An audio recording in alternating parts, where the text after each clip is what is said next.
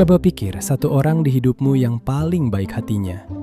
Orang yang selalu ada ketika dibutuhkan, yang tidak pernah menolak ketika diminta tolong, yang selalu bilang iya meski di dalam hatinya sebenarnya ingin bilang tidak, yang merasa bersalah ketika mengecewakan orang lain, bahkan untuk hal-hal yang sebenarnya bukan tanggung jawabnya. Kemungkinan besar orang itu adalah kamu sendiri. Dan kemungkinan besar juga kamu sudah lelah. Lelah karena selalu ada untuk semua orang, tapi tidak ada yang benar-benar ada untukmu. Lelah karena kebaikanmu terasa diambil begitu saja. Lelah karena setiap kali kamu mencoba untuk mengatakan tidak, ada rasa bersalah yang sangat besar yang langsung muncul. Seolah kamu melakukan sesuatu yang salah hanya dengan memprioritaskan dirimu sendiri.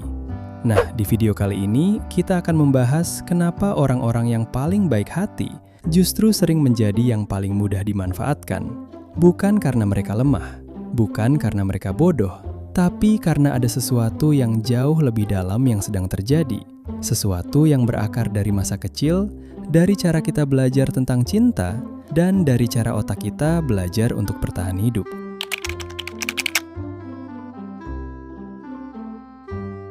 Ada dua jenis kebaikan di dunia ini. Kebaikan pertama lahir dari kebebasan. Kamu membantu karena kamu ingin membantu. Kamu memberi karena kamu mau memberi. Dan kalau kamu tidak bisa atau tidak mau, kamu bisa mengatakan itu tanpa rasa bersalah yang berlebihan. Kebaikan ini datang dari tempat yang penuh, dari overflow, bukan dari ketakutan. Kebaikan kedua lahir dari ketakutan. Kamu membantu karena takut dianggap egois. Kamu memberi karena takut ditolak. Kamu selalu bilang iya karena takut kalau kamu bilang tidak, orang-orang akan pergi.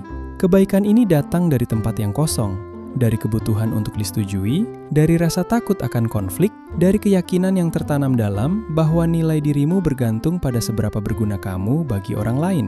Dan tragisnya, dari luar, kedua jenis kebaikan ini terlihat identik. Itulah kenapa orang-orang yang kebaikannya lahir dari ketakutan sering tidak menyadari bahwa ada yang salah. Mereka hanya tahu bahwa mereka lelah, bahwa mereka sering merasa dimanfaatkan, bahwa hubungan-hubungan dalam hidup mereka terasa tidak seimbang. Tapi mereka tidak tahu kenapa, karena dari sudut pandang mereka, mereka sudah berusaha menjadi orang yang baik.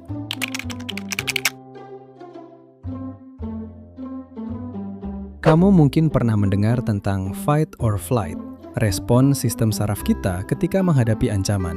Tapi ada respon keempat yang jarang dibicarakan. Fawn.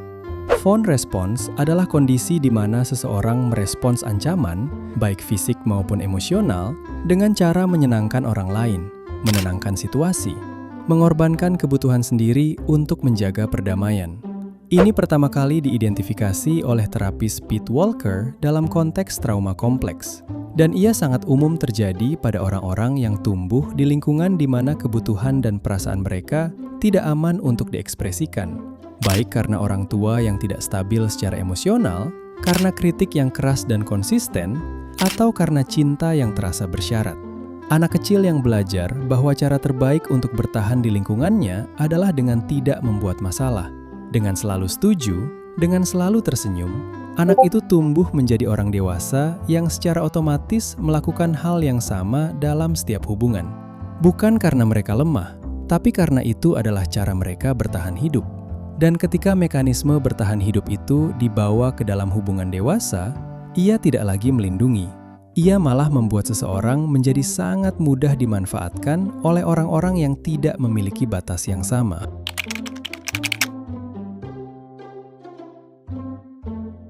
Ini adalah pola yang sangat konsisten dan sangat menyakitkan.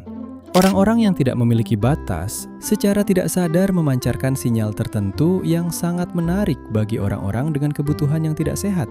Bukan karena orang jahat selalu aktif mencari korban. Sebagian besar dari mereka tidak sadar melakukannya. Tapi dinamikanya sangat kompatibel. Orang yang tidak bisa mengatakan tidak akan selalu menjadi tempat yang nyaman bagi orang yang terbiasa mengambil tanpa memberi.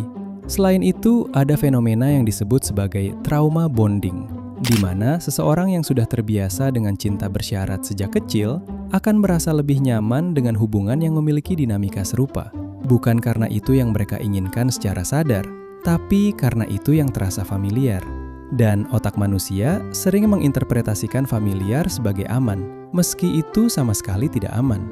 Jadi mereka berulang kali masuk ke dalam hubungan yang sama, berulang kali merasa dimanfaatkan, berulang kali bertanya-tanya mengapa ini selalu terjadi pada mereka.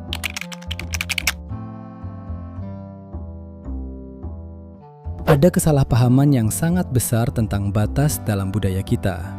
Batas sering dipersepsikan sebagai sesuatu yang dingin, sebagai penolakan, sebagai tanda bahwa kamu tidak peduli atau tidak mau terlibat.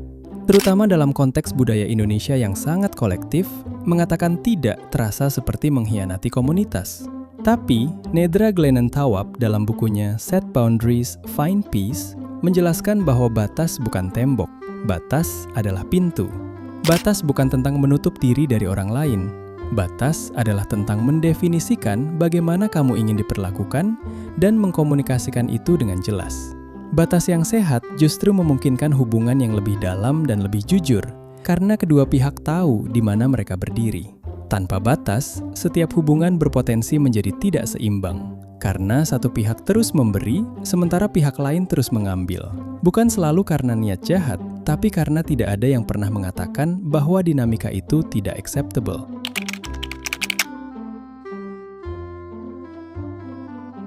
Bagi orang-orang yang tumbuh dengan phone response, mengatakan tidak bukan sekadar tindakan komunikasi.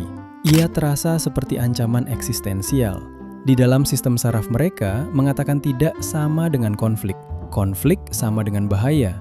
Bahaya sama dengan kemungkinan ditolak atau ditinggalkan. Dan ditinggalkan, bagi sistem saraf yang sudah terprogram sejak kecil, terasa seperti ancaman terhadap keselamatan jiwa. Ini bukan lebay, ini adalah neurobiologi yang sangat nyata. Itulah kenapa ketika seorang people pleaser mencoba untuk mengatakan tidak, tubuh mereka bereaksi seolah ada bahaya besar. Jantung berdegup kencang, ada rasa cemas yang tidak proporsional, ada dorongan yang sangat kuat untuk segera mencabut pernyataan itu dan bilang iya lagi, hanya agar rasa tidak nyaman itu hilang. Dan bagi orang-orang di sekitar mereka yang terbiasa mendapatkan iya, mendengar tidak pertama kali terasa seperti kejutan. Beberapa akan menghormatinya, tapi beberapa yang lain, terutama yang terbiasa dengan dinamika mengambil tanpa memberi, akan mendorong kembali, akan merasa tersinggung, akan menggunakan rasa bersalah sebagai alat untuk mendapatkan iya yang mereka inginkan.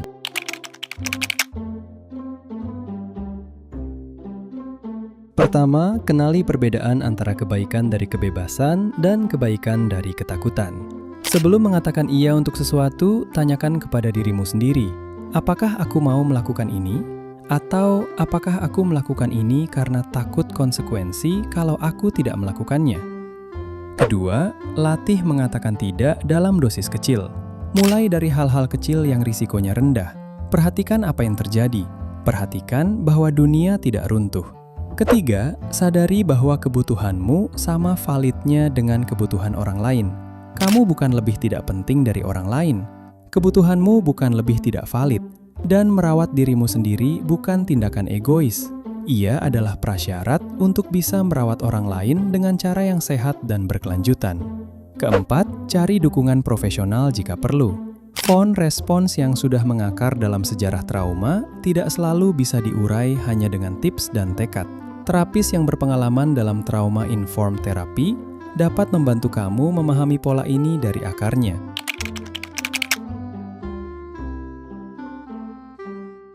Orang yang paling baik hati bukan orang yang tidak punya batas. Orang yang paling baik hati adalah orang yang batasnya jelas. Karena dengan batas yang jelas, kebaikan mereka menjadi pilihan yang tulus, bukan pengorbanan yang dipaksakan oleh rasa takut. Kalau selama ini kamu selalu ada untuk semua orang, tapi tidak pernah benar-benar ada untuk dirimu sendiri, ini bukan tanda bahwa kamu orang yang baik. Ini adalah tanda bahwa kamu orang yang lelah. Dan kamu layak untuk berhenti sejenak, melihat pola ini dengan jujur, dan mulai memilih kebaikan dari tempat yang berbeda. Bukan dari rasa takut ditolak, tapi dari rasa cukup, bahwa kamu sudah cukup berharga untuk dirawat, bahkan oleh dirimu sendiri. Sekian video kali ini, jangan lupa subscribe, dan kamu wajib nonton video lainnya juga, agar kamu bisa lebih baik minimal 1% dalam menjalani hidupmu.